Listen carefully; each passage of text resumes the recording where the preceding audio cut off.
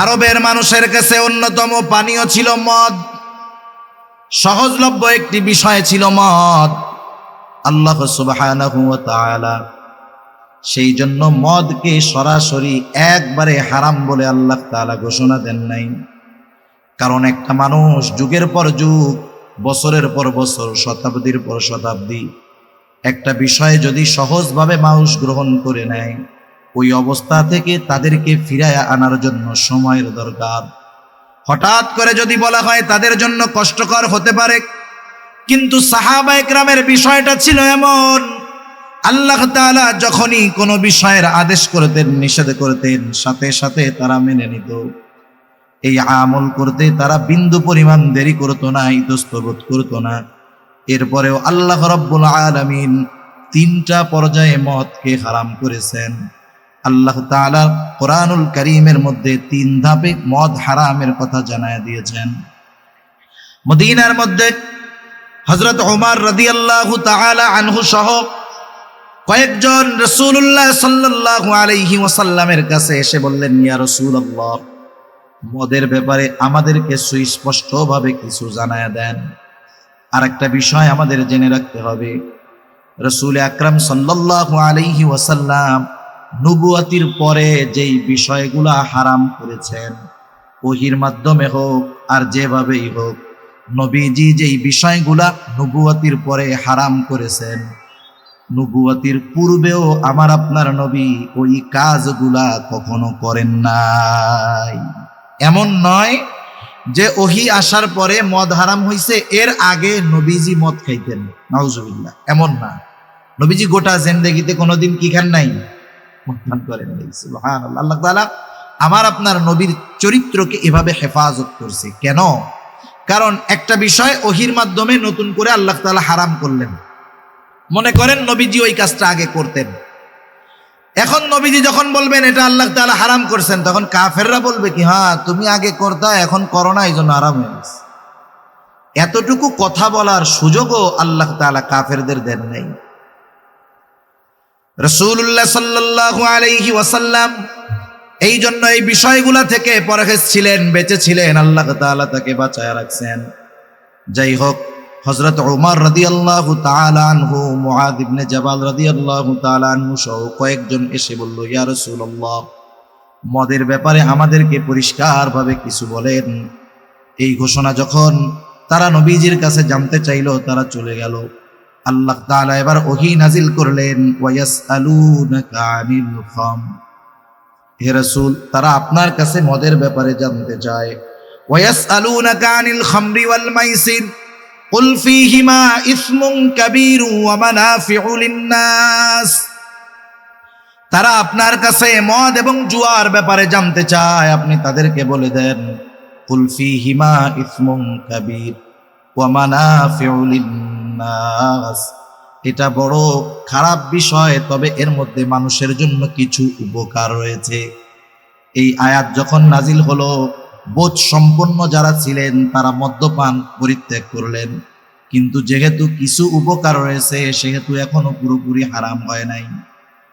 এরপরে একদিন আব্দুর রহমান ইবনে আউফ রাদিয়াল্লাহু তাআলা আনহুর বাড়িতে মাগরিবের নামাজে তিলাওয়াতের সময় তিলাওয়াতের মধ্যে ভুল হয়ে গেল। এখানে একটা সমস্যা দেখা দিল। রাসূলুল্লাহ সাল্লাল্লাহু আলাইহি ওয়াসাল্লামের কাছে বলা হলো, ইয়া রাসূলুল্লাহ, এইরকম ঘটনা, আপনি আমাদেরকে মদের বিষয়ে আরেকটু স্পষ্ট করে কিছু বলে দেন। আল্লাহ রাব্বুল আলামিন এইবার সূরাতুন নিসার ৪৩ নম্বর আয়াত নাজিল করে জানায়া দিলেন, ইয়া আইয়ুহাল্লাযীনা আমানু লা তাকরাবুস সালাতা ওয়া আনতুম সুকারা হাত্তা তা'লামু মা তাকুলুন।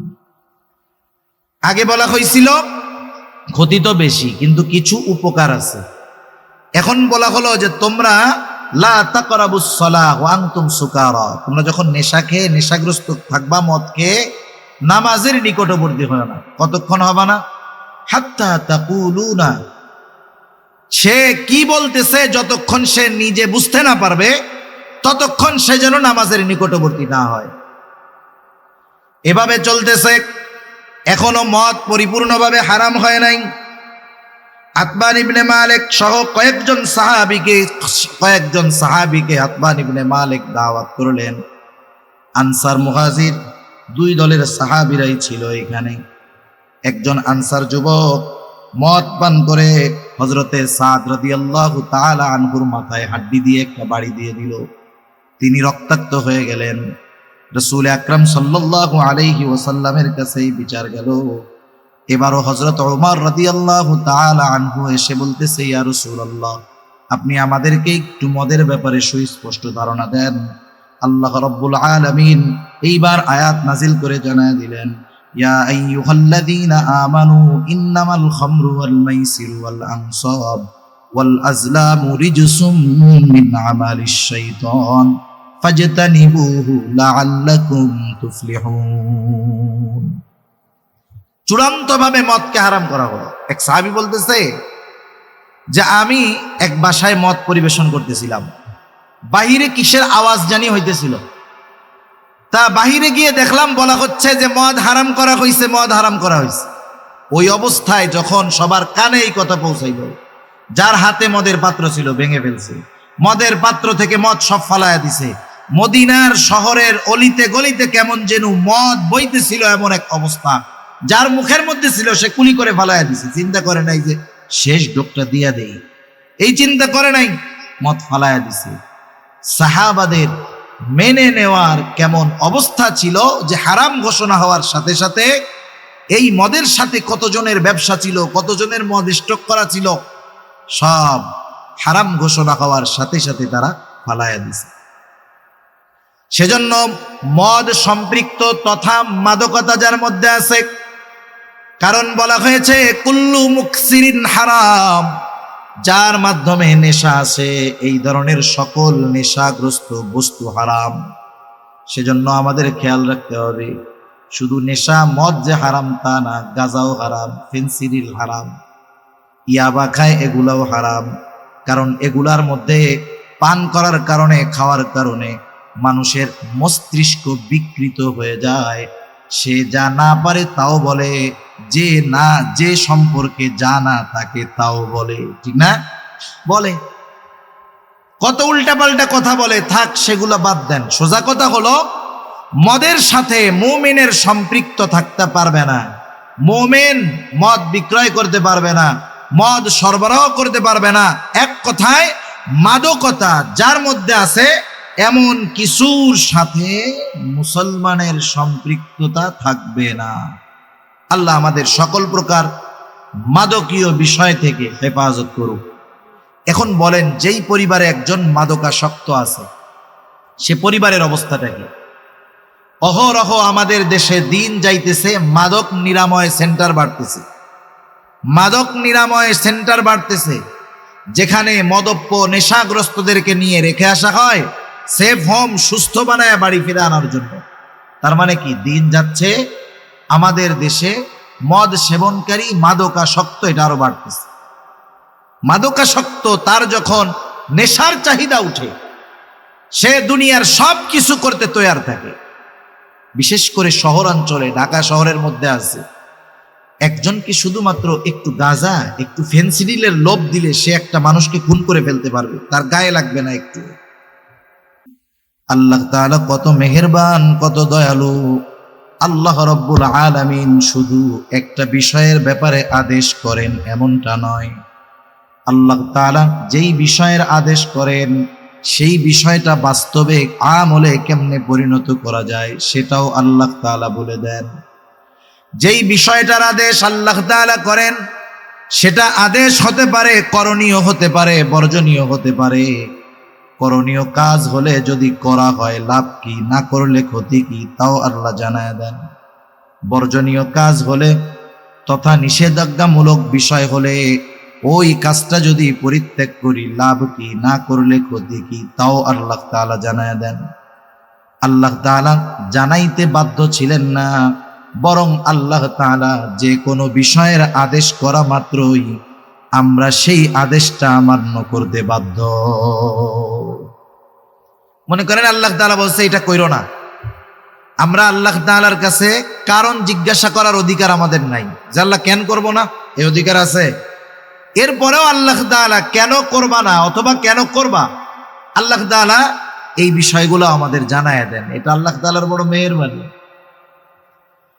আল্লাহ তাআলা বলেন, ইয়া আইয়ুহাল্লাযীনা আমানু, হে ঈমানদারেরা, ইন্নামাল খামরু ওয়াল মাইসিরু ওয়াল আনসাবু ওয়াল আজলাম রিজসুম মিন আমালিশ শাইতান ফাজতানিবুহু লাআল্লাকুম তুফলিহুন। আল্লাহ তাআলা বলেন, হে ঈমানদারেরা, নিশ্চয়ই তোমরা মদ, জুয়া, মূর্তি পূজার বেদী। আল্লাহ তাআলা এরপরে বলেন, ভাগ্য নির্ধারণ, তীর, সর্প, এইগুলা তো নাপাক শয়তানের কর্ম, তোমরা এইগুলা থেকে বেঁচে থাকো। আল্লাহ রব্বুল আলামিন বলেন, এই কাজগুলা থেকে যদি তুমি বেঁচে থাকতে পারো, তোমার লাভটা কি? আল্লাহ তাআলা বলেন, লাআল্লাকুম তুফলিহুন, তুমি সফল হয়ে যাবা। শয়তানের কাজ যদি তুমি বর্জন করতে পারো, বেঁচে থাকতে পারো, তাহলে তুমি সফল হয়ে যাবা। সফলতার সংজ্ঞা আমাদেরকে জানতে হবে। আসলে সফলতা কি আর বিফলতা কি? আমরা তো মনে করি দুনিয়ার জমিনে টাকা পয়সার মালিক যে হলো সে সফল, অল্প দিনে ব্যবসা করে অনেক টাকার মালিক সে সফল ব্যবসায়ী, অল্প দিনে রাজনীতি করে বড় পদ পেয়ে গেছে সফল রাজনীতিবিদ। আসলে সফলতা বিফলতা, দুনিয়া সম্পৃক্ত যেইগুলাকে আমরা সফলতা মনে করি, এটা ক্ষণস্থায়ী। কারণ এই দুনিয়াটাই তো ক্ষণস্থায়ী, সেজন্য দুনিয়া সম্পৃক্ত যা আছে সব ক্ষণস্থায়ী। দুনিয়া সম্পৃক্ত সফলতা, বিফলতা, ব্যর্থতা সব ক্ষণস্থায়ী। মনে করেন একজন মানুষ ব্যর্থ হয়েছে ব্যবসা করতে গিয়ে, 10 লক্ষ টাকা পুঁজি নিয়ে ব্যবসা শুরু করছে, 1 বছরের মধ্যে তার ব্যবসা শেষ। এই লোকটা সফল ব্যবসায়ী না ব্যর্থ ব্যবসায়ী? বলেন তো, এই ব্যর্থতার কারণে কিয়ামতের দিন আল্লাহ জিজ্ঞাসা করবে যে তুমি 10 লক্ষ টাকা দিয়ে ব্যবসা শুরু করছো, 1 বছরও ব্যবসায় টিকো নাই, তুমি ব্যর্থ ব্যবসায়ী, তুমি জাহান্নামে চলে যাও? বলবে আল্লাহ? সে যদি সফল হয় আল্লাহ বলবে তুমি সফল ব্যবসায়ী, জান্নাতে যাও? না না। মৃত্যুর সাথে সাথে দুনিয়ার সফলতা বিফলতার মূল্যায়ন শেষ। তাহলে প্রকৃত সফলকে আমাকে আপনাকে এটা আগে জানতে হবে, আসলে সফলকে, সফলতাটা কি? আল্লাহ তাআলা কোরআনুল কারীমের মধ্যে জানায় দেন, আসল সফল হলো যে ফামান যুহজিহা আনিন নার ওয়া উদখিলাল জান্নাতা ফাকাদ ফাজ। আল্লাহ রাব্বুল আলামিন বলেন, যাকে আগুন থেকে বাঁচানো হবে, জান্নাতে প্রবেশ করানো হবে, সে হলো সফল। ফাকাদ ফাজ, অবশ্যই সে হলো সফল। তার মানে সফল হলো সে জান্নাতে যাবে যে, ব্যর্থ হলো সে জাহান্নামে যাবে যে। এই জন্য সফলতা বিফলতার রেজাল্ট, ফলাফল আল্লাহ তাআলা দিবেন কিয়ামতের ময়দানে।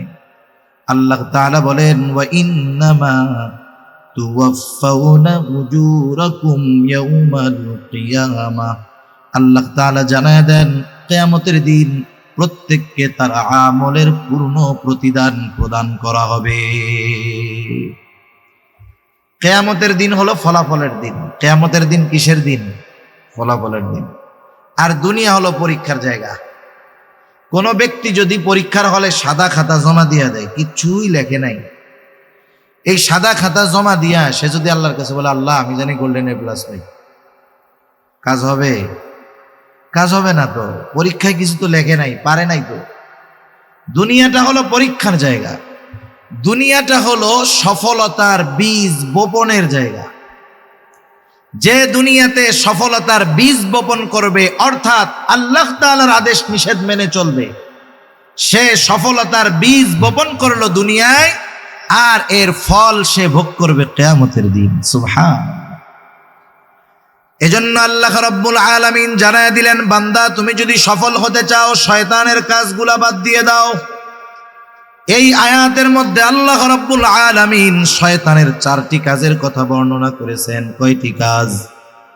1 নাম্বার, আল্লাহ রাব্বুল আলামিন বলেন, ইয়া আইয়ুহাল্লাযীনা আমানু ইন্নামাল খামরু ওয়াল মাইসির ওয়াল আনসাবু ওয়াল আজলাম। 1 নাম্বার, আল্লাহ তাআলা বলেন, হে ঈমানদারেরা, আল্লাহ তাআলা বলেন, হে ঈমানদারেরা, তোমরা মদ থেকে বিরত থাকো তথা মদ থেকে বেঁচে থাকো। এখানে যে উদ্দেশ্য শুধু মদ খাওয়া থেকে বাঁচো এমনটা নয়, বরং হাদিসের মধ্যে আসছে মদ সম্পৃক্ত, মদের সাথে যেই মানুষটা যে কোনোভাবে সম্পৃক্ত হোক না কেন প্রত্যেকের উপরেই আল্লাহ তাআলার লানত। মদ যে খায় তার উপরে আল্লাহর লানত, মদ যে বিক্রয় করে তার উপরে আল্লাহর লানত, মদ যে প্রস্তুত করে তার উপরে আল্লাহ তাআলার লানত, মদ যে রিফাইন করে তার উপরে আল্লাহ তাআলার লানত, মদ যে বহন করে তার উপরে আল্লাহ তাআলার লানত, মদ যে ডিস্ট্রিবিউশন করে বিতরণ করে তার উপরে আল্লাহ তাআলার লানত। এক কথায় মদের সাথে সম্পৃক্ত যে যেভাবেই থাকুক না কেন তার উপরে আল্লাহ তাআলার লানত। ইসলামের সিস্টেম অনেক সুন্দর। আল্লাহ তাআলার সিস্টেম কত সুন্দর! যখন আল্লাহ তাআলা কোনো বিষয়ের আদেশ করেন অথবা নিষেধ করেন, ওই আদেশ অথবা নিষেধ যেন বান্দা সহজে বাস্তবায়ন করতে পারে, এজন্য ওই অপরাধ সংগঠিত হওয়ার যত পথ, যত মত, যত পদ্ধতি থাকে সবগুলাকেও আল্লাহ তাআলা বন্ধ করে দেন। আল্লাহ তাআলা শুধু বলেন নাই জেনা করতে, আল্লাহ শুধু নিষেধ করেন নাই, জেনা সংগঠিত হওয়ার রাস্তাগুলোও আল্লাহ বন্ধ করে দিয়েছেন। আল্লাহ তাআলা জেনা সংগঠিত হওয়ার রাস্তাগুলোও বন্ধ করে দিয়েছেন। বেগানা নারী পুরুষ একে অপরকে দেখতে পারবে না। সুন্দর মিষ্টি ভাষায় বেগানা নারী পুরুষ পরস্পরের সাথে কথা বলতে পারবে না। কেন? এই কারণগুলা থেকে একটা সময় ধর্ষণের মতো, জেনা ব্যভিচারের মতো অপরাধ সংগঠিত হয়ে যায়, ঠিক কিনা বলেন? এজন্য এই অপরাধ সংগঠিত হতে পারে এমন যেই পথগুলাও আছে, ইসলাম ওই পথগুলাকেও আটকায় দিয়েছে। সুবহানাল্লাহ! এটা আল্লাহ তাআলার বড় রহমত যে গুনাহ করতে মানা করছে, বাকি সব খোলা রাখছে এমন নয়। সব কিছু বন্ধ করে দিয়ে এরপরে আল্লাহ তাআলা বলছে এগুলা করা যাবে না। বান্দা যখন ওই ছোটগুলা মানবে, বড়টার থেকে এমনিই বেঁচে থাকবে। সেজন্য মদের সাথে সম্পৃক্ত যারা আল্লাহ তাআলার লানত প্রাপ্ত তারা। এজন্য মদের থেকে আমাদেরকে বাঁচতে হবে। আফসোসের বিষয়, আজকে মদ্যপান আমাদের দেশে 92% মুসলমানের দেশে এটা সহজলভ্য হয়ে গেছে। আজকে তো অনেক জায়গায় মদের নাম পরিবর্তন করে মানুষকে পান করানো হয়, মদের নামকে পরিবর্তন করে মানুষকে খাওয়ানো হয়। শুধু তাই না, অনেক জায়গায় মদের বোতলের মধ্যে আরবিতে হালাল শব্দ লিখে দেয়। অ্যালকোহলের বোতলের মধ্যে, মদের বোতলের মধ্যে আরবি লেখা থাকে, আবার লেখা থাকে হালাল। কয়েকদিন আগে এক জায়গায় দেখতেছি একটা ছবির মধ্যে দেখলাম লেখা যে হালাল শুকরের গোশত। নাউজুবিল্লাহ, আল্লাহ হেফাজত করুক। চিন্তা করে দেখেন, শুকর সে যে প্রজাতির হোক না কেন, শুকর যে প্রজাতির হোক না কেন, শুকরের গোশত নিঃসন্দেহে কি বলেন তো? হারাম। সেজন্য মদের নাম পরিবর্তন করে যা কিছু করা হোক না কেন, বানানো হোক না কেন, প্রত্যেক অবস্থায় শুকরের গোশত যেমন হারাম, মদটাও এরকম হারাম। অবাক হয়ে যাবেন, আমাদের দেশে এনার্জি ড্রিঙ্ক পাওয়া যায় না বাজারে। আমি কোনো কোম্পানির নাম বলতেছি না। এই এনার্জি ড্রিঙ্কগুলোর মধ্যে অ্যালকোহল দেওয়া থাকে। এই এনার্জি ড্রিঙ্ক যারা প্রতিনিয়ত পান করে, একটা সময় ওই পান করতে করতে এতটা অভ্যস্ত হয়, ওই এনার্জি ড্রিঙ্ক এক সময় তার পান না করলে ভালো লাগে না, একটা নেশার মতো হয়ে যায়। ওইটা ওকে পুরাপুরি নেশাগ্রস্ত করে ফেলে না, কিন্তু ওইটার প্রতি ওর আকাঙ্ক্ষা আস্তে আস্তে বাড়ায় দেয়। আল্লাহ না করুন, এটা আস্তে আস্তে তার মাদকতার দিকে তাকে নিয়ে যেতে পারে। সেজন্য বাজারের এনার্জি ড্রিঙ্কগুলাও আমাদের পরিত্যাগ করার দরকার। এই মদ কত গুরুত্বপূর্ণ একটি বিষয় ছিল আরবের মানুষের কাছে। আরবের মানুষের কাছে সবচাইতে প্রিয় যেই জিনিসগুলা ছিল, এর মধ্যে একটা ছিল মদ। মদ ছাড়া তাদের চলতই না। আর আমাদের বহির্বিশ্বের দেশগুলায় অনেক জায়গায় এমন আছে, আত্মীয় স্বজন আছে আমাদের অনেক বাইরে, আপনাদেরও আছে, জিজ্ঞাসা করে দেখবেন। পৃথিবীর এমন এমন দেশ আছে যেই জায়গায় 1/2 লিটার পানির দামের চাইতে 1/2 লিটার মদের দাম কম।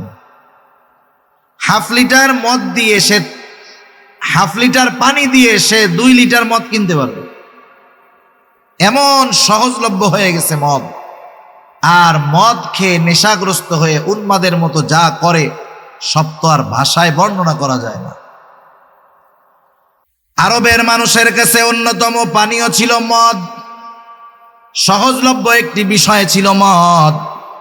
আল্লাহ সুবহানাহু ওয়া তাআলা সেই জন্য মদকে সরাসরি একবারে হারাম বলে আল্লাহ তাআলা ঘোষণা দেন নাই। কারণ একটা মানুষ যুগের পর যুগ, বছরের পর বছর, শতাব্দীর পর শতাব্দী একটা বিষয় যদি সহজভাবে মানুষ গ্রহণ করে নেয়, ওই অবস্থা থেকে তাদেরকে ফিরায় আনার জন্য সময়ের দরকার। হঠাৎ করে যদি বলা হয় তাদের জন্য কষ্টকর হতে পারে, কিন্তু সাহাবা ইকরামের বিষয়টা ছিল এমন, আল্লাহ তাআলা যখনই কোনো বিষয়ের আদেশ করতেন, নিষেধ করতেন, সাথে সাথে তারা মেনে নিত। এই আমল করতে তারা বিন্দু পরিমাণ দেরি করত না, ইতস্তত করত না। এরপরেও আল্লাহ রাব্বুল আলামিন 3টা পর্যায়ে মদকে হারাম করেছেন। আল্লাহ তাআলা কোরআনুল কারীমের মধ্যে 3 ধাপে মদ হারামের কথা জানায় দিয়েছেন। মদিনার মধ্যে হযরত ওমর রাদিয়াল্লাহু তাআলা আনহু সহ কয়েকজন রাসূলুল্লাহ সাল্লাল্লাহু আলাইহি ওয়াসাল্লামের কাছে এসে বললেন, ইয়া রাসূলুল্লাহ, মদের ব্যাপারে আমাদেরকে সুস্পষ্টভাবে কিছু জানায় দেন। আর একটা বিষয় আমাদের জেনে রাখতে হবে, রাসূল আকরাম সাল্লাল্লাহু আলাইহি ওয়াসাল্লাম নবুয়তির পরে যেই বিষয়গুলা হারাম করেছেন, ওহীর মাধ্যমে হোক আর যেভাবেই হোক, নবীজি যেই বিষয়গুলা নবুয়তির পরে হারাম করেছেন, নবুয়তির পূর্বেও আমার আপনার নবী ওই কাজগুলা কখনো করেন নাই। এমন নয় যে ওহী আসার পরে মদ হারাম হইছে, এর আগে নবীজি মদ খাইতেন, নাউজুবিল্লাহ, এমন না। নবীজি গোটা জিন্দেগিতে কোনোদিন কি খান নাই? মদ পান করেন নাই। সুবহানাল্লাহ। আল্লাহ তাআলা আমার আপনার নবীর চরিত্রকে এভাবে হেফাজত করছে। কেন? কারণ একটা বিষয় ওহীর মাধ্যমে নতুন করে আল্লাহ তাআলা হারাম করলেন। মনে করেন নবীজি ওই কাজটা আগে করতেন, এখন নবীজি যখন বলবেন এটা আল্লাহ তাআলা হারাম করছেন, তখন কাফেররা বলবে কি, হ্যাঁ তুমি আগে করতা, এখন করো না, এই জন্য হারাম হয়ে গেছে। এতটুকু কথা বলার সুযোগও আল্লাহ তাআলা কাফেরদের দেন নাই। রাসূলুল্লাহ সাল্লাল্লাহু আলাইহি ওয়াসাল্লাম এই জন্য এই বিষয়গুলা থেকে পরহেজ ছিলেন, বেঁচে ছিলেন, আল্লাহ তাআলা তাকে বাঁচায় রাখছেন। যাই হোক, হযরত ওমর রাদিয়াল্লাহু তাআলা আনহু, মুআয ইবনে জাবাল রাদিয়াল্লাহু তাআলা আনহু সহ কয়েকজন এসে বলল, ইয়া রাসূলুল্লাহ, মদের ব্যাপারে আমাদেরকে পরিষ্কারভাবে কিছু বলেন। এই ঘোষণা যখন তারা নবীজির কাছে জানতে চাইল, তারা চলে গেল। আল্লাহ তাআলা এবার ওহী নাজিল করলেন, ওয়ায়াসআলুনাকা আনিল খামর, হে রাসূল, তারা আপনার কাছে মদের ব্যাপারে জানতে চায়। ওয়ায়াসআলুনাকা আনিল খামরি ওয়াল মাইসির কুল ফীহিমা ইসমুন কাবীরু ওয়া মানাফিউ লিন-নাস, তারা আপনার কাছে মদ এবং জুয়ার ব্যাপারে জানতে চায়, আপনি তাদেরকে বলে দেন, কুল ফীহিমা ইসমুন কাবীর ওয়া মানাফিউ লিন-নাস, এটা বড় খারাপ বিষয়, তবে এর মধ্যে মানুষের জন্য কিছু উপকার রয়েছে। এই আয়াত যখন নাজিল হলো, বোধ সম্পন্ন যারা ছিলেন তারা মদ্যপান পরিত্যাগ করলেন, কিন্তু যেহেতু কিছু উপকার রয়েছে সেহেতু এখনো পুরোপুরি হারাম হয় নাই। এরপরে একদিন আব্দুর রহমান ইবনে আউফ রাদিয়াল্লাহু তাআলা আনহুর বাড়িতে মাগরিবের নামাজে তিলাওয়াতের সময় তিলাওয়াতের মধ্যে ভুল হয়ে গেল। এখানে একটা সমস্যা দেখা দিল। রাসূলুল্লাহ সাল্লাল্লাহু আলাইহি ওয়াসাল্লামের কাছে বলা হলো, ইয়া রাসূলুল্লাহ, এইরকম ঘটনা, আপনি আমাদেরকে মদের বিষয়ে আরেকটু স্পষ্ট করে কিছু বইলা দেন। আল্লাহ রাব্বুল আলামিন এইবার সূরাতুন নিসার ৪৩ নম্বর আয়াত নাজিল করে জানায়া দিলেন, ইয়া আইয়ুহাল্লাযীনা আমানু লা তাকরাবুস সালাতা ওয়া আনতুম সুকারা হাত্তা তা'লামু মা তাকুলুন। আগে বলা হয়েছিল ক্ষতি তো বেশি কিন্তু কিছু উপকার আছে। এখন বলা হলো যে তোমরা লা তাকরাবুস সালাহ ওয়া আনতুম সুকারা, তোমরা যখন নেশা খেয়ে নেশাগ্রস্ত থাকবা, মদ খেয়ে নামাজের নিকটবর্তী হয় না। কতক্ষণ হবে না? হাত্তা তাকুলুনা, সে কি বলতেছে যতক্ষণ সে নিজে বুঝতে না পারবে ততক্ষণ সে যেন নামাজের নিকটবর্তী না হয়। এভাবে চলতেছে, এখনো মদ পরিপূর্ণভাবে হারাম হয় নাই। আতবান ইবনে মালিক সহ কয়েকজন সাহাবীকে আতবান ইবনে মালিক দাওয়াত করলেন। আনসার মুহাজির দুই দলের সাহাবীরাই ছিল এখানে। একজন আনসার যুবক মদ পান করে হযরতে সাদ রাদিয়াল্লাহু তাআলা আনহুর মাথায় হাড্ডি দিয়ে একটা বাড়ি দিয়ে দিল। তিনি রক্তাক্ত হয়ে গেলেন। রাসূল আকরাম সাল্লাল্লাহু আলাইহি ওয়াসাল্লামের কাছে বিচার গেল। এবারও হযরত ওমর রাদিয়াল্লাহু তাআলা আনহু এসে বলতেছে, ইয়া রাসূলুল্লাহ, আপনি আমাদেরকে একটু মদের ব্যাপারে সুস্পষ্ট ধারণা দেন। আল্লাহ রাব্বুল আলামিন এইবার আয়াত নাজিল করে জানায় দিলেন, ইয়া আইয়ুহাল্লাযীনা আমানু ইন্নামাল খামরু ওয়াল মাইসিরু ওয়াল আনসাব ওয়াল আজলামু রিজসুম মিন আমালিশ শাইতান ফাজতানিবুহু লাআল্লাকুম তুফলিহুন। চূড়ান্তভাবে মদকে হারাম করা হলো। এক সাহাবী বলতেছে যে আমি এক বাসায় মদ পরিবেশন করতেছিলাম, বাহিরে কিসের আওয়াজ জানি হইতেছিল। তা বাহিরে গিয়ে দেখলাম বলা হচ্ছে যে মদ হারাম করা হয়েছে, মদ হারাম করা হয়েছে। ওই অবস্থায় যখন সবার কানে এই কথা পৌঁছাইল, যার হাতে মদের পাত্র ছিল ভেঙে ফেলছে, মদের পাত্র থেকে মদ সব ফালায়া দিছে। মদিনার শহরের অলিতে গলিতে কেমন যেন মদ বইতেছিল, এমন এক অবস্থা। যার মুখের মধ্যে ছিল সে কুলি করে ফালায়া দিছে। চিন্তা করে নাই যে শেষ ডোকটা দিয়া দেই, এই চিন্তা করে নাই, মদ ফালায়া দিছে। সাহাবাদের মেনে নেওয়ার কেমন অবস্থা ছিল যে হারাম ঘোষণা হওয়ার সাথে সাথে এই মদের সাথে কতজনের ব্যবসা ছিল, কতজনের মদ স্টক করা ছিল, সব হারাম ঘোষণা হওয়ার সাথে সাথে তারা ফালায়া দিছে। সেজন্য মদ সম্পৃক্ত তথা মাদকতা যার মধ্যে আছে, কারণ বলা হয়েছে কুল্লু মুকসিরিন হারাম, যার মাধ্যমে নেশা আছে এই ধরনের সকল নেশাগ্রস্ত বস্তু হারাম। সেজন্য আমাদের খেয়াল রাখতে হবে, শুধু নেশা মদ যে হারাম তা না, গাঁজাও হারাম, ফেন্সিডিল হারাম, ইয়াবা খায় এগুলাও হারাম। কারণ এগুলার মধ্যে পান করার কারণে, খাওয়ার কারণে মানুষের মস্তিষ্ক বিকৃত হয়ে যায়। সে যা না পারে তাও বলে, যে সম্পর্কে জানা তাকে তাও বলে, ঠিক না?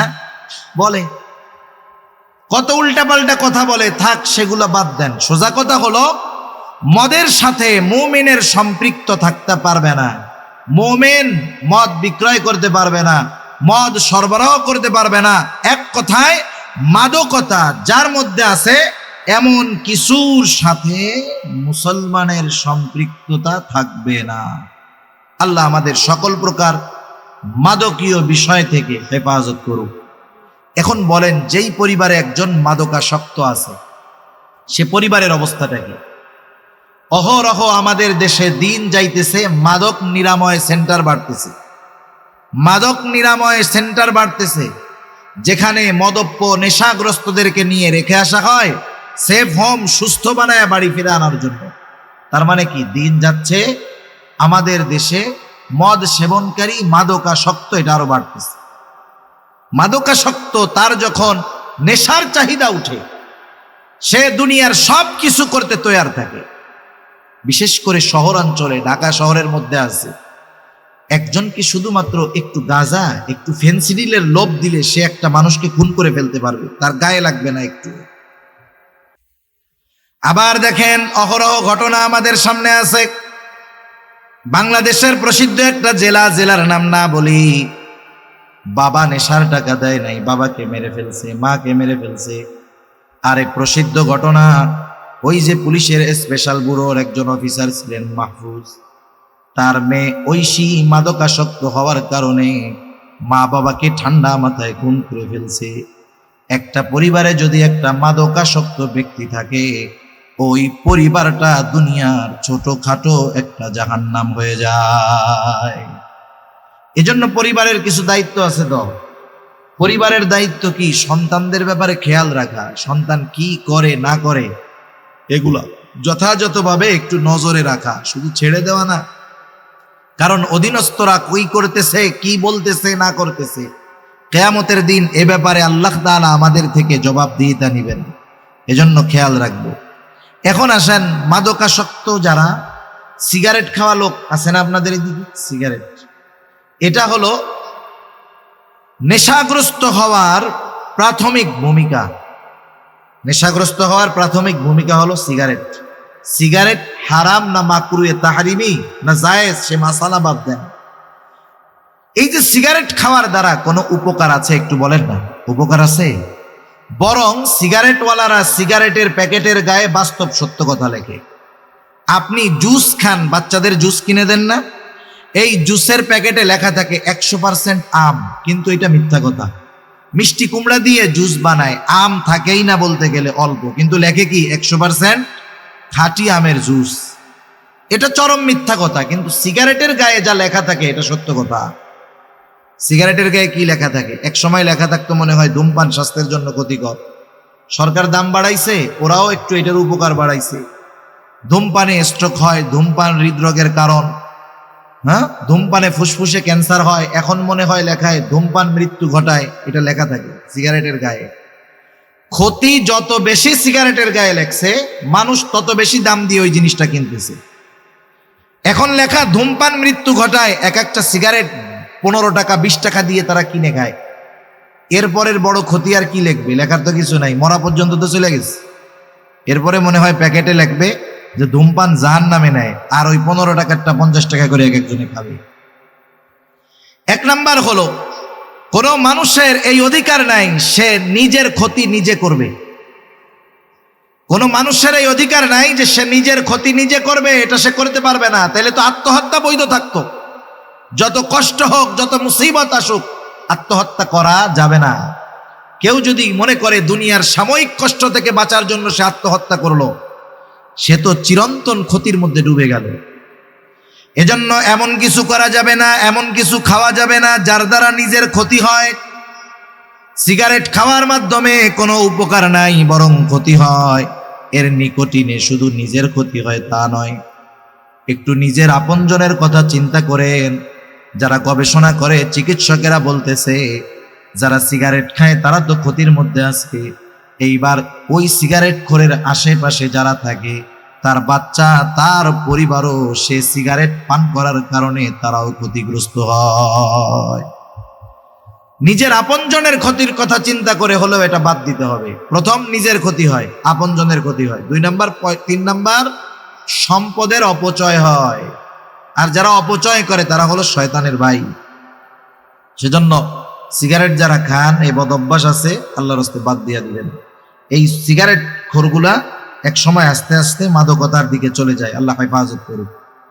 2 নাম্বার, আল্লাহ তাআলা জানায়া দিলেন ওয়াল মাইসির, জুয়া। জুয়া তো আজকে এমন পদ্ধতিতে আমাদের দেশে হয়েছে, একটা সময় জুয়া খেলার জন্য মানুষের জুয়ার কাছে যাওয়া লাগতো। জুয়া খেলার জন্য জুয়ার কাছে যাওয়া লাগে না। আপনারা অনেক সময় হয়তো দেখে থাকবেন, বাজারের বিভিন্ন জায়গায় সিএনজি স্ট্যান্ড, টমটম স্ট্যান্ড, বিভিন্ন রিক্সা স্ট্যান্ড, দেখবেন 3-4 জন এক জায়গায় বৈশা কি যেন দেখতেছে, মোবাইলে আপনি দেখতেছেন লুডো খেলতেছে। খেলে না এরকম? ওই জায়গায় কি খেলা চলে বলেন তো? জুয়া চলে, জুয়া।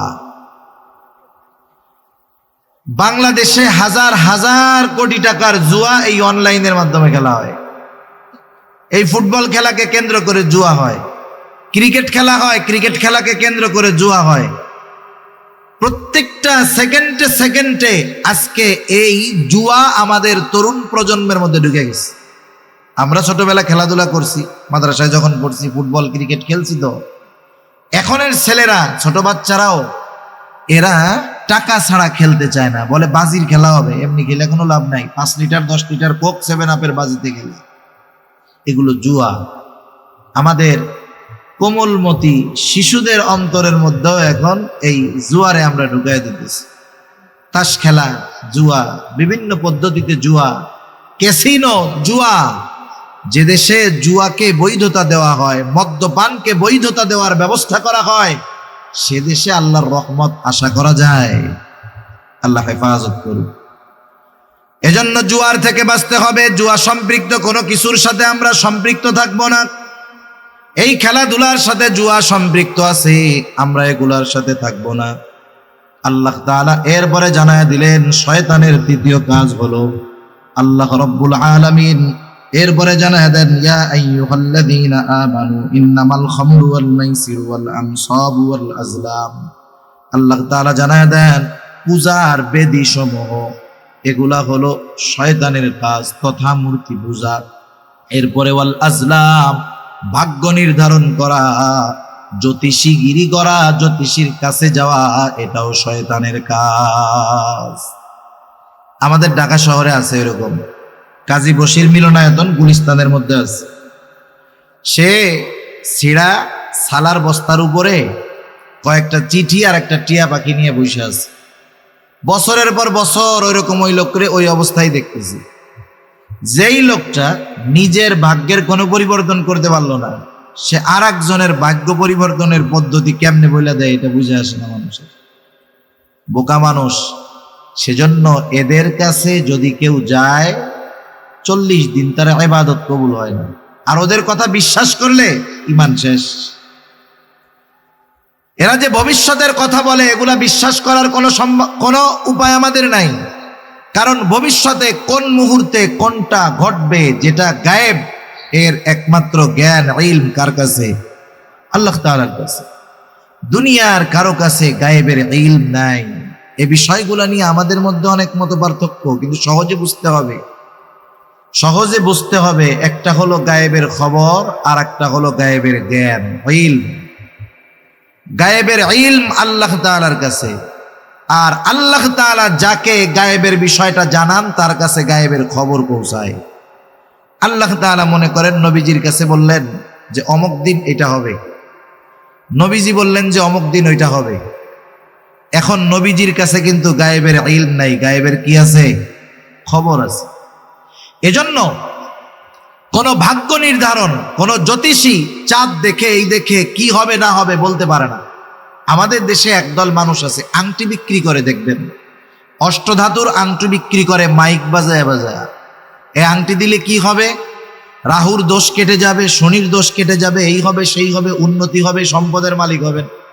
মানুষ বোকা, ধুমসে আংটিগুলা কিনে। এই চিন্তা করে না যেই লোকটা এত বছর ধরে আংটি বিক্রি করতেছে, এই আংটি দিয়া ওর পরিবর্তন হইল না।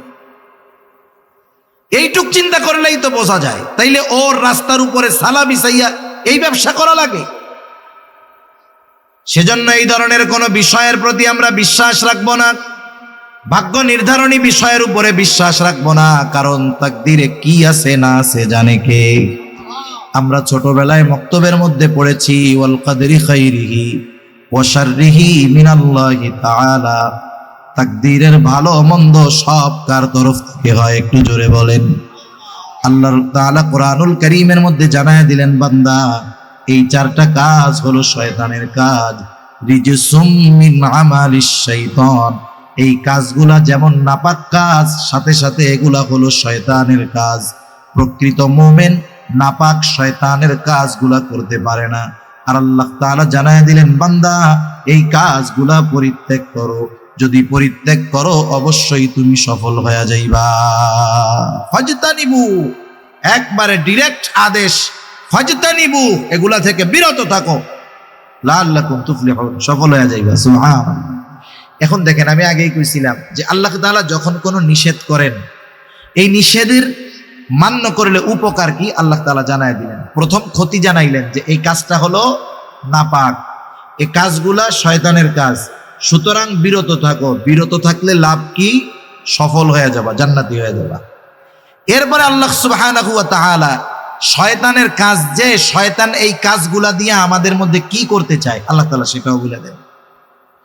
আল্লাহ তাআলা বলেন, ইন্নামা ইউরিদুশ শাইতান আন ইউকিআ বাইনাকুমুল আদাওয়াতা ওয়াল বাগদাআ ফিল খামরি ওয়াল মাইসিরি ওয়া ইয়াসুদ্দাকুম আন যিকরিল্লাহি ওয়া আনিস সালাহ ফাহাল আনতুম মুনতাহুন। আল্লাহ রাব্বুল আলামিন বলেন, শয়তান মদ ও জুয়ার মাধ্যমে তোমাদের মধ্যে শত্রুতা ও বিদ্বেষ সঞ্চার করতে চায়। মদ ও জুয়ার মাধ্যমে শয়তান তোমাদের মধ্যে শত্রুতা ও বিদ্বেষের বীজ বপন করতে চায়। কারণ এদেশে হাজার হাজার ঘটনা আছে, জুয়া খেলাকে কেন্দ্র করে মারামারি খুনোখুনি এদেশে হয়েছে। আমি দেখেছি আমাদের অঞ্চলেও হয়েছে এই ধরনের কাজ। বিভিন্ন জায়গায় বৈশাখী মেলা হয়, বিভিন্ন বিষয়কে কেন্দ্র করে মেলা হয়। এই ধরনের মেলাগুলার মধ্যে সবচাইতে জমে হলো জুয়ার আসর।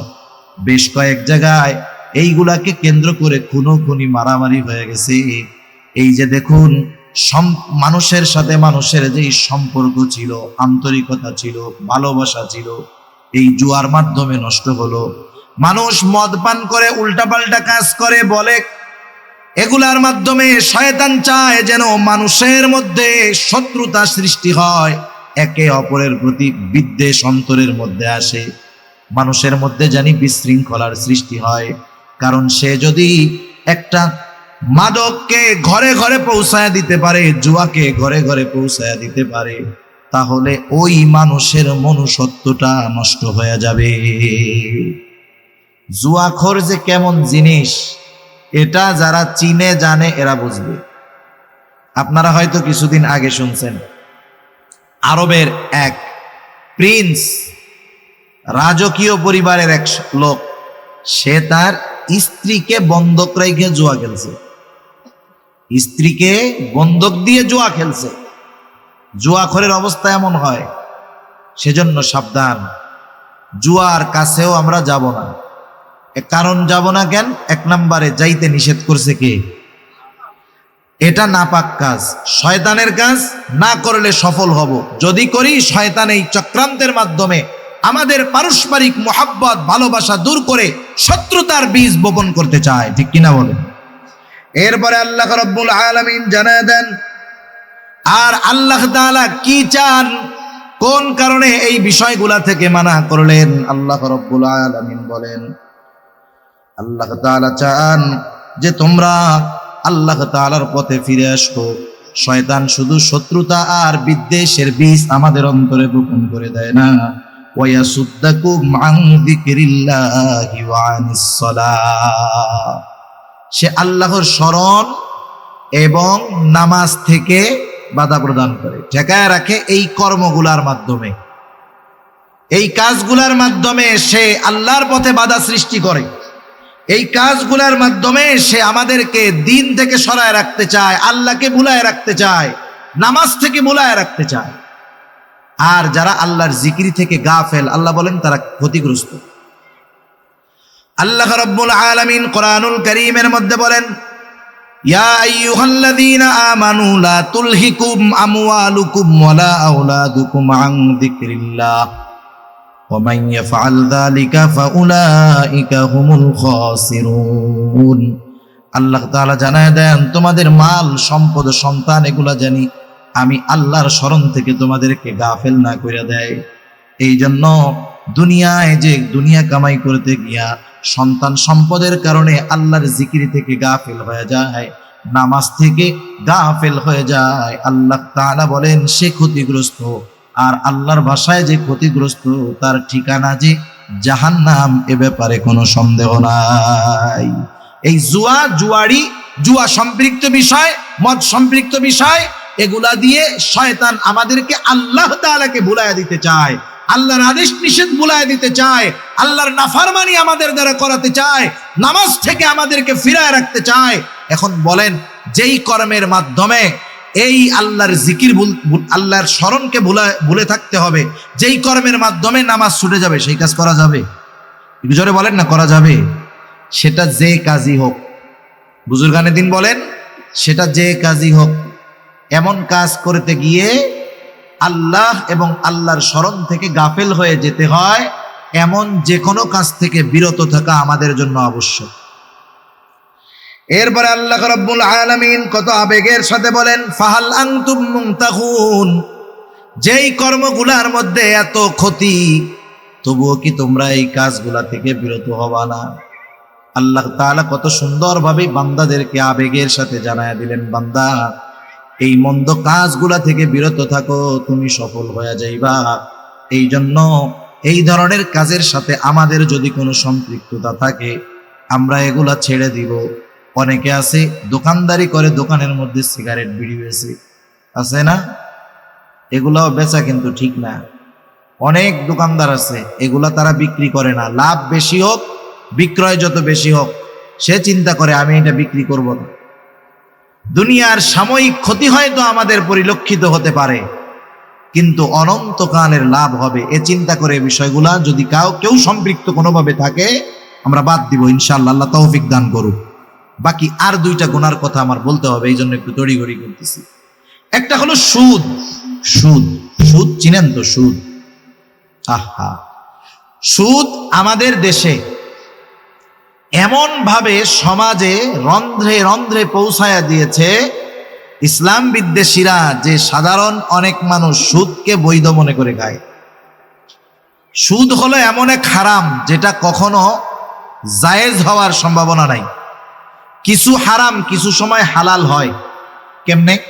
মনে করেন একজনটা দুই বোন, এই দুই বোনের একজনের বিয়া হয়েছে না একজনের সাথে, ওই লোকের সাথে সহোদর বোনের এক বোন বিবাহ বন্ধন থাকা অবস্থায় তার শালি তার জন্য কি বলেন তো? হারাম, বিবাহ করতে পারবে না। মনে করেন এইবার বোন মারা গেছে, ইদ্যত পালন শেষ, এইবার শালি হারাম থাকবে না বিবাহ করা তার জন্য হালাল হয়ে যাবে? কিছু কিছু হারাম কিছু কিছু সময় কিছু কিছু কারণে হালাল হয়, আবার কিছু কিছু হারাম কিছু কিছু সময় জায়েজ হয়, হালাল হয় না, জায়েজ হয়। যেমন শুকরের গোশত। মনে করেন একজন বিজ্ঞ ডাক্তার, দিনদার ডাক্তার রোগীর চেক করে বলতেছে একে যদি বাঁচাতে হয় তাইলে একে শুকরের গোশত খাওয়াইতে হবে, যদি এর জীবন বাঁচাইতে হয় শুকরের গোশত খাওয়াইতে হবে। তাহলে জীবন বাঁচানোর স্বার্থে ওষুধ হিসাবে শুকরের গোশত তাকে খাওয়ানো জায়েজ আছে, হালাল হয় নাই, কিন্তু কি হয়েছে? জায়েজ হয়েছে। কারণে একটু কন না, কোন রোগ হইলে ডাক্তার বলবে যে এরে যদি বাঁচাইতে হয় তাইলে এরে সুদ খাওয়াইতে হবে? তাইলে সুদ কোনো সময় জায়েজ হওয়ার সম্ভাবনা নাই। অল্প সময় বলতেছি, আমাদের দেশের পরিস্থিতি কি? অনেক মানুষ সুদের টাকা খায়, সুদের টাকা খেয়ে আবার আলহামদুলিল্লাহ বলে। সরকারি চাকরি করত, 20,000 টাকা বেতন পায়, চাকরি শেষ, এখন মসজিদে অনেক সময় দেয়। 20,000 টাকা যখন বেতন পাইতো, পরিবার চলতে তার জন্য খুব কষ্টকর হয়ে যাইত। এখন চাকরি নাই, কিন্তু আগের মতো টেনশন পেরেশানি নাই, নামাজ কালাম পড়ে খুব উৎফুল্ল ভাব। জিজ্ঞাসা করা হলো, চাচা সংসার এখন কেমন ভাবে চলতেছে? বলে আলহামদুলিল্লাহ আগের চাইতে ভালো চলতেছে। কেমনে? এখন তো চাকরি বাকরি নাই। বলে অসুবিধা নাই, চাকরি যখন শেষ হয়েছে, চাকরি শেষ হওয়ার পরে একসাথে 50 লক্ষ টাকা পেয়েছি, টাকাগুলা কোনো কাজে নষ্ট করি নাই, একবারে সোনালী ব্যাংকে নিয়ে ফিক্সড ডিপোজিট করে রাখছি। মাস শেষে 50,000 টাকা পাই, আগে পাইতাম 20,000, পুরা মাস চাকরি করে পাইতাম 20,000, এখন চাকরি ছাড়া পাই 50,000। আলহামদুলিল্লাহ খুব ভালো আছে। টাকা কিসের? জোরে কন না, কিসের? সুদের টাকা। খাইয়া কি কইতেছে? আলহামদুলিল্লাহ। একদিন এক লোক আইসা প্রশ্ন করতেছে, জিজ্ঞাসা করে, কিছু জিজ্ঞাসা আছে আসলে জানতে চাওয়ার জিজ্ঞাসা, কিছু জিজ্ঞাসা আছে সে চায় তার মন মতো জানি বলা হয়, আর কিছু জিজ্ঞাসা আছে বেহুদা হয়রানি করা। তা আইসা বলতেছে যে হুজুর, এই যে ব্যাংকে আমরা টাকা রাখি, আমাদেরকে যে ইন্টারেস্ট দেয়, এটা হুজুর জায়েজ না? হুজুর জায়েজ না? বলেন তো, মানুষ যদি জানতে চায় প্রশ্নের ভঙ্গিমা কি এরকম থাকে নাকি? তার মানে সে যেভাবে বলতেছে তার উদ্দেশ্য যে হুজুর যদি খালি কোনো মতে জায়েজ বলে কাম সারা। আমাদের দেশে কিছু মানুষ আছে, এরা যখন মন মতো মাসআলার উত্তর কারো কাছে পায়, ওর কাছে দৌড়াইয়া যায়। এখন এক লোক শয়তানে ধরছে, যাই হোক স্ত্রীর সাথে গ্যাঞ্জাম লাগছে, কথা কাটাকাটি হয়েছে। শয়তান কিন্তু ওই সময় আইসা স্বামী স্ত্রী দুইজনের মাথার মধ্যেই এমন রাগ ঢুকায়া দেয়, স্ত্রীরে বলে, এই তোর কত যোগ্যতা, তোর এর ঘরে থাকার দরকার কি? এবার মহিলা মানুষ তো বলে, এই তোমার মতো বেটার সংসার না করলে আমার কি আসে যায়, দাও দাও ছেড়ে দাও, আমি জায়গা বাপের বাড়ি। এইবার শয়তান ওই স্বামীর কাছে আসে, বলে এই, তুই ইনকাম করে খাওয়াস, তোর হাত আছে পা আছে, ওই রকম সাইডটা তোর ঘর, তুই পালতে পারবি, ওইটা বাদ দে। এই শয়তানের ধোকায় কি করে, একসাথে 3 তালাক দিয়ে দিছে। শয়তানের কাজ শেষ, শয়তান আর ওই জায়গায় থাকবে? ও চলে গেছে। এইবার যখন আশেপাশের লোকজন বলে, করলেন কি আপনি, কি করছেন, স্ত্রী তো নাই আপনার এখন। এইবার শয়তান দুইজনের মধ্যে এসে মোহাব্বত ঢেলে দেয়, একে অপরের প্রতি ভালোবাসা বাড়াইয়া দেয়। এখন সারা দেশের মানুষ তো জানে যে 3 তালাক দিয়ে দিছে। একজন বুদ্ধি দিছে, যা তুই এক কাজ কর, ওই জিরি মাদ্রাসায় গিয়া মাসালাটা নিয়ে আয়। জিরি মাদ্রাসায় গিয়া বলছে, কয় বউ তো আর তোমার নাই, পটিয়া গেছে নাই, হাটহাজারি গেছে নাই। এখন আর একজন বলে, শোন, ওই জায়গায় এক হুজুর আছে, ওনার কাছে যা। ওই হুজুরের কাছে গেছে, হুজুর আবার ডিজিটাল হুজুর আছে না, ডিজিটাল হুজুর, কিছু ঘোমটা দেওয়া হুজুর তো কিছু আছে। যা বলছে, আরে 3টা কেন, তুই যদি 1000ও দিতি একটাই হইতো, বউ তোর আছে, যা। এবার ও এলাকায় এসে কি করবে, এই স্ত্রীর সাথে সংসার শুরু করবে। কেউ যদি কিছু বলে পটিয়া মাদ্রাসার হুজুর কিছু জানে, জিরি মাদ্রাসার হুজুর কিছু জানে, ওই যে ওই হুজুরের কাছে জিগাও, বড় শায়েক ফতোয়া নিয়ে আসছি, জায়েজ আছে। মানুষের অভ্যাস হলো, মানুষ ওই হুজুরকে পছন্দ করে বেশি যেই হুজুর তার মন মতো ফতোয়া দেয়। আর কিছু হুজুরও আছে এরকম আমাদের দেশে, এটা ওই যে ইয়াহুদি আলেমরা ছিল, ইয়াহুদি আলেমদের অভ্যাস ছিল, একজন একটা অপরাধ করে তার কাছে আসছে, ওই লোকটা তার কাছে তাওরাত অনুযায়ী ফয়সালা চাইতেছে। এখন ইহুদি চিন্তা করলো যে ওর পক্ষে যদি কোনোভাবে আমি মাসালা ঘুরাইয়া দিতে পারি তাহলে তো লাভ আমার। ওই ইহুদি আলেমরা ওর কাছ থেকে কিছু বিনিময় পেয়ে শরীয়তের বিধানকে, ওহির বিধানকে পরিবর্তন করে ওর পক্ষে রায় দিয়ে দিবে। এই ধরনের কিছু ইহুদি মার্কা আলেমও আমাদের সমাজে আছে না নাই? মানুষের অভ্যাস এইটা, যেই হুজুর তার পক্ষে বলে, এটা খেয়াল করে দেখেন, তার মন যেটা কয় সেই অনুযায়ী যার কাছে মাসালা পায় তার কাছে গিয়ে মাসালা জিজ্ঞাসা করে। তা যাই হোক, আয়সা জিজ্ঞাসা করার ভাবে বোঝা যায় যে উনি ওনার পক্ষে চায়। তা বলা হলো, না এটা তো হারাম, এটা কিভাবে বৈধ হয়? উনি এখন বলতেছে যে হুজুর, আপনারা সব কথা কন, কেউ কয় হালাল, কেউ বলে হারাম, যা হয় হোক, আমাকে তো আর দোষ নাই, সব দোষ ব্যাংকের, দেয় কেন তাই আমরা খাই। কথা হইল কোনো? এখন দেখেন, এই লোকটা যে খাইতেছে, এই লোকটা যদি ওই সুদের টাকাকে হারাম মনে করতো, বলেন তো খাইতো নাকি? খাইতো না। এর কথার দ্বারা বোঝা যায় ও বৈধ মনে করে খায়। এজন্য কেউ যখন হারাম খায়, হারামের সাথে সম্পৃক্ত থাকে, তার বড় বড় 4টা ক্ষতি হয়ে যায়। কয়টা ক্ষতি হয়? খাবার হারাম হোক আর উপার্জন হারাম হোক, যে কোনো একটা হারাম হলেই হলো। যদি হয় 4 ক্ষতি। 1 নাম্বার ক্ষতি হয়, তার দোয়া কবুল হয় না। 2 নাম্বার ক্ষতি, তার ইবাদত কবুল হয় না। 3 নাম্বার ক্ষতি, নবীজি বলেন সে জান্নাতে যেতে পারবে না। লা ইয়াদখুলুল জান্নাতা জাসাদুন গুদিয়া বিল হারাম, হারাম বক্ষণকারীর শরীর জান্নাতে যাবে না। 4 নাম্বার সবচাইতে বড় ক্ষতি, হারামকে যদি হালাল মনে করে তার ঈমান থাকবে না। আজকে বাংলাদেশে